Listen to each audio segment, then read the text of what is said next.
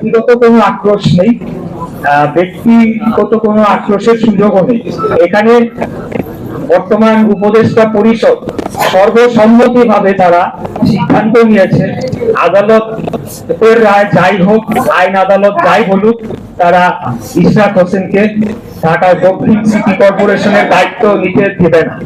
এটির পেছনে আমি মনে করি সম্পূর্ণ রাজনৈতিক কারণ রয়েছে এবং ঢাকা শহরের একটি কর্তৃত্ব প্রতিষ্ঠান চেষ্টা যে তারা করে চলেছে একটি নতুন গঠিত রাজনৈতিক দলকে সুবিধা দেওয়ার জন্য, সেটি বাধাগ্রস্ত হতে পারে এবং সেখান থেকে প্রাপ্ত অর্থনৈতিক সুবিধা সেই দলকে গঠনের জন্য কাজে লাগানোর কাজ বাধাগ্রস্ত হতে পারে।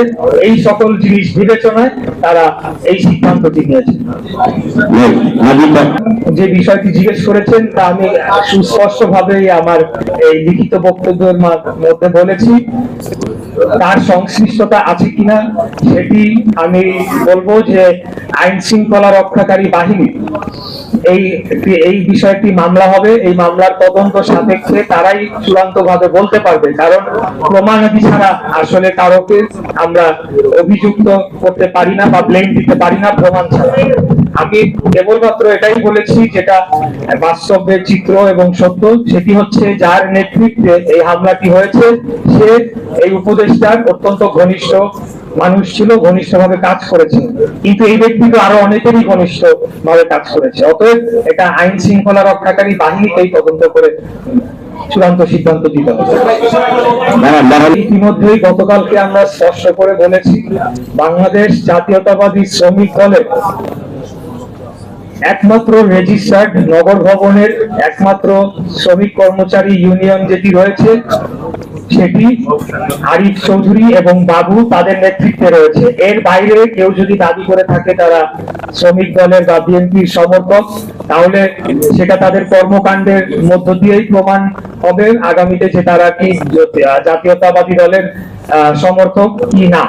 তারা যদি এই বর্তমান উপদেষ্টার কথায় প্ররোচনায় এসে আমাদের উপরে হামলা করে এবং আমাদের এই আন্দোলনে যারা সবচেয়ে পরিচিত মুখ হিসেবে যাদেরকে আমরা প্রতিদিন দেখেছি তাদেরকে নির্মম ভাবে আঘাত করে এবং একজন তাকে ছুরি দিয়ে স্ট্যাব করা হয়, তার লাংসে একটা ফুটা হয়েছে, আমরা জানি না তার কি হবে, এবং আরো কয়েকজনের খুবই অত্যন্ত খারাপ অবস্থা রয়েছে। তো তাই আমি বলবো যে তাদের যে কর্মকাণ্ড সেটি বলে দেয় তারা দোসরের আচরণ করছে নাকি আমাদের সমর্থকের ভূমিকা পালন করছে। ধন্যবাদ।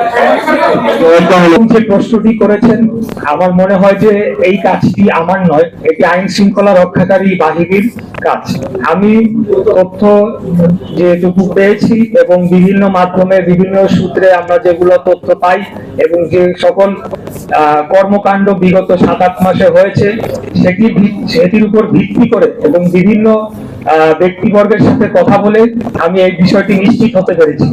এর সপক্ষে প্রমাণাদি জোগাড় করে সেটিকে আদালতে প্রমাণ করার দায়িত্ব আমার নয়, এটি আইন শৃঙ্খলা রক্ষাকারী বাহিনী। দ্বিতীয় কি জানি বলছেন ভাই, মিডিয়া ট্রায়ালের বিষয়টি হচ্ছে যে এটা আজকে থেকে নয়, আপনারা জানেন যে আরো জানুয়ারি মাস থেকেই এই ধরনের একটি মানে তৎপরতা শুরু হয় এবং তখন এটা প্রেডিক্ট করা হয়েছিল। শুরু হওয়ার প্রায় 2 সপ্তাহ আগেই আমাদের কয়েকজন যারা এই সংক্রান্ত বিষয়ে কাজ করেন তারা প্রেডিক্ট করেছিলেন যে মিডিয়া ট্রায়াল শুরু হতে যাচ্ছে।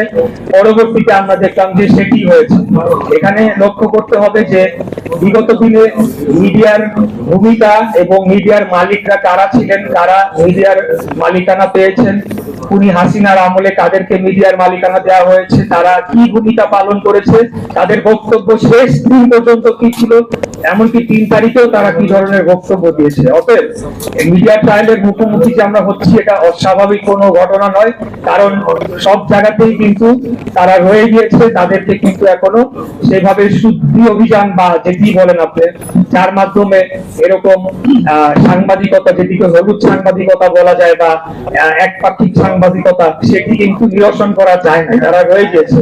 বিশেষ করে যারা অনলাইন প্ল্যাটফর্ম, ডিজিটাল প্ল্যাটফর্মে কাজ করেন, মানে যে আমাদের মেইন স্ট্রিম যে মিডিয়া, গণমাধ্যম, সেগুলোর যে অনলাইন প্ল্যাটফর্ম, সেখানে কিন্তু এখনো আমরা জানতে পাই যে বিগত দিনে যারা ছিলেন তারাই রয়ে গিয়েছেন। এবং যেহেতু সোশ্যাল মিডিয়া এখন একটি বড় মাধ্যম, সেখানে ফটো কার্ডের মাধ্যমে বিভিন্ন বিভ্রান্তিমূলক তথ্য ছড়িয়ে আমাদেরকে বিএনপিকে মিডিয়া ট্রায়ালের মুখোমুখি করা হচ্ছে। এমন ঘটনা আমরা অনেক দেখেছি। বিএনপি নেতা ছাগল চুরি করলেন, বিএনপি নেতা দোকান লুট করলেন, কিন্তু লিঙ্কে ক্লিক করে গিয়ে আর পাওয়া যাচ্ছে না যে সেই বিএনপি নেতাটিকে কোন গ্রামের কোন ইউনিয়নের কোন এক ব্যক্তি তাকে বানিয়ে দেওয়া হয়েছে বিএনপি নেতা, কিন্তু জিনিসটা সার্কুলেট হচ্ছে। তো এটা আমি একটা উদাহরণ দিলাম। এর বাইরেও আমি ব্যক্তিগতভাবে মিডিয়া ট্রায়ালের শিকার হয়েছি। এই বিষয়ে আমি আর বিস্তারিত বলবো না, এটা হচ্ছে, এটাই বাস্তবতা। কিন্তু পাশাপাশি এও বলতে চাই, এটা একটা অংশ, আর মিডিয়ার আরেকটা অংশ আমাকে তারা বুকে আগলে রেখেছে, তারা সবসময় আমাকে প্রোটেকশন দিয়েছে এবং তারা সত্যটি তুলে ধরার চেষ্টা করেছে।